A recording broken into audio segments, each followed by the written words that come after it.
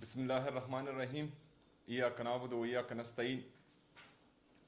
तमाम मेरी काबीना को और जितने भी हमारे सेक्रेटरीज बैठे हैं सबको अस्सलाम वालेकुम व रहमतुल्लाहि व बरकातहू।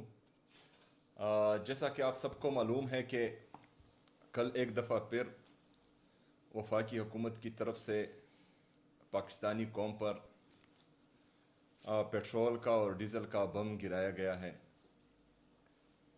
और उधर मीटिंग में भी मैंने ये कहा था कि मतलब जो टारगेटेड ऑडियंस को हम सब्सिडी देने जा रहे हैं, तो पाकिस्तान की तकरीबन 45% पॉपुलेशन जो है वो अभी पॉवर्टी लाइन से गुर्बत की लकीर से नीचे आ चुकी है, और ये तकरीबन 10 करोड़ लोग बनते हैं पाकिस्तान की टोटल आबादी का।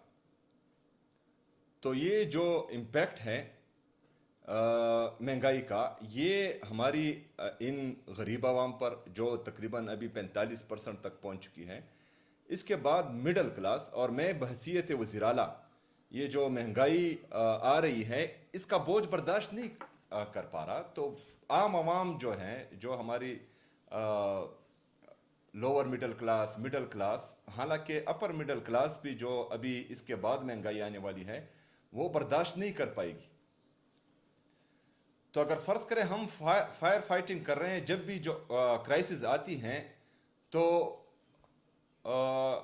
उसी वक्त हम कॉस्मेटिक पॉलिसीज बनाकर आवाम को रिलीफ देने के लिए धक्के मारते हैं। ये नहीं होना चाहिए।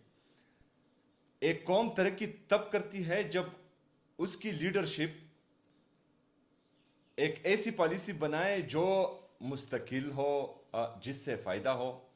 जिस तरह हमारे लीडर, हमारे कायद जनाब इमरान खान साहब ने अपने दौरे हुकूमत में किया था, हालांकि वो जिस टाइम प्राइम मिनिस्टर थे तो